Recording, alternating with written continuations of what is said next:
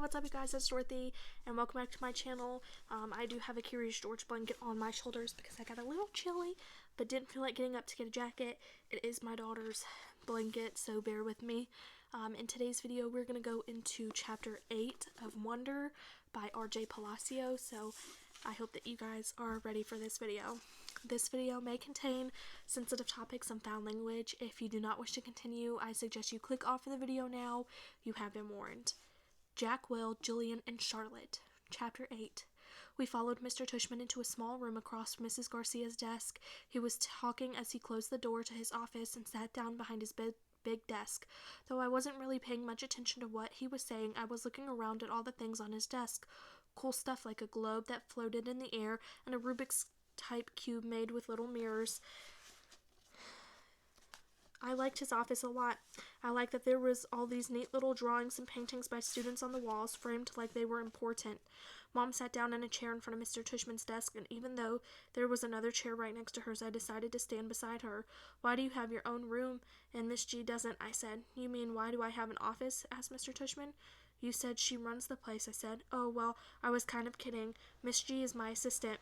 Mr. Tushman is the director of the middle school," Mom explained. "Do they call you Mr. T?" I asked, which made him smile. "Do you know who Mr. T is?" he answered. "I pity the fool," he said in a funny, tough voice, like he was intimidating someone. I had no idea what he was talking about. "Anyway, no," said Mr. Tushman, shaking his head. No one calls me Mr. T, though I have a feeling I'm called a lot of other things I don't know about. Let's face it, a name like mine is not so easy to live with. You know what I mean? Here I have to admit I totally laughed because I knew exactly what he meant. "My mom and dad had a teacher called Miss Butt," I said. "Augie," said Mom, and Mr. Tushman laughed. "Now that's bad," said Mr. Tushman, shaking his head. "I guess I shouldn't complain. Hey, so listen, August, here's what I thought we should do today." "Is that a pumpkin?" I said, pointing to a framed painting behind Mr. Tushman's desk. "Augie, sweetie, don't interrupt," said Mom. "You like it?" said Mr. Tushman, turning around and looking at the painting. "I do, and I thought it was a pumpkin too, until the student who gave it to me explained that it is actually not a pumpkin. It is, are you ready for this, a portrait of me. Now, August, I ask you, do I really look that much like a pumpkin?" "No," I answered, though I was thinking yes. Something about the way his cheeks puffed out when he smiled made him look like a jack-o'-lantern. Just as I thought that, it occurred to me how funny that was. Cheeks. Mr. Tushman and I started laughing a little. I shook my head and covered my mouth with my hand. Mr. Tushman smiled like he could read my mind. I was about to say something else, but then all of a sudden I heard other voices outside the office, kids' voices. I'm not exaggerating when I say this, but my heart literally started beating like I just ran the longest race in the world. The laughter I had inside just poured out of me. The thing is, when I was little, I never minded meeting new kids because all the kids I met were really little too. What's cool about really little kids is that they don't say stuff to try to hurt your feelings, even though sometimes they do say stuff that hurt your feelings, but they don't actually know what they're saying. Big kids, though, they know what they're saying, and that is definitely not fun for me. One of the reasons I grew my hair so long last year was that I like how my bangs cover my eyes. It helps me block out things I don't want to see. Miss Garcia knocked on the door and poked her head inside. "They're here, Mr. Tushman," she said. "Who's here?" I said. "Thanks," said Mr. Tushman to Miss Garcia. "August, I thought it would be a good idea for you to meet some students who you'll be in homeroom with this year. I figure they could take you around the school a bit, show you the lay of the land, so to speak." "I don't want to meet anyone," I said to Mom. Mr. Tushman was suddenly right in front of me, his hands on my shoulders. He leaned down and said very softly in my ear, "It'll be okay, August. These are nice kids, I promise." "You're going to be okay, Augie," Mom whispered with all her might. Before she could say anything else, Mr. Tushman opened the door to his office. "Come on in, kids," he said, and walked in 2 boys and a girl. None of them looked over at me or Mom. They stood by the door looking straight at Mr. Tushman like their lives depended on it. "Thanks so much for coming, guys, especially since school doesn't start until next month," said Mr. Tushman. "Have you had a good summer?" All of them nodded, but no one said anything. "Great, great," said Mr. Tushman. "So guys, I wanted you to meet August, who's going to be a new student here this year. August, these guys have been students at Beecher Prep since kindergarten, though of course they were in lower school building, but they know all the ins and outs of the middle school program.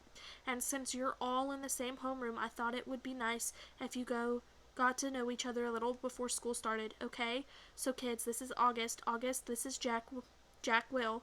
Jack Will looked at me and put out his hand. When I shook it, he kind of half smiled and said, "Hey," and looked down really fast. "This is Julian," said Mr. Tushman. "Hey," said Julian, and did the exact same thing as Jack Will, took my hand, forced a smile, then looked down fast. "And Charlotte," said Mr. Tushman.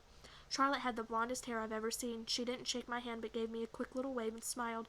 "Hi, August. Nice to meet you," she said.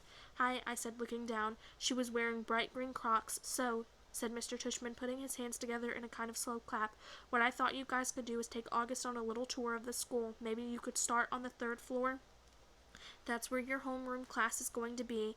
Room 301, I think Miss G is." "Room 301, Miss Garcia called out from the other room. "Room 301, Mr. Tushman nodded. "And then you can show August the science labs in the computer room. Then work your way down to the library and the performance space on the 2nd floor.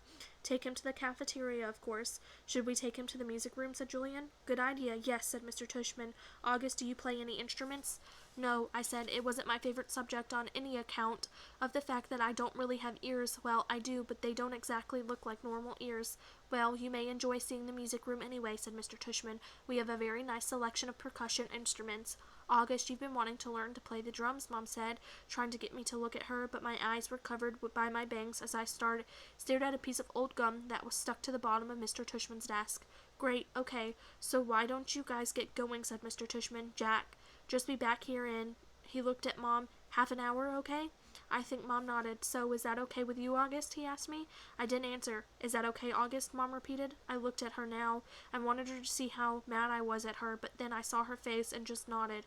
She seemed more scared than I was. The other kids had started out the door, so I followed them. "See you soon," said Mom, her voice sounding a little higher than normal. I didn't answer her. That is the end of this chapter. I will see you guys in the next video. Bye!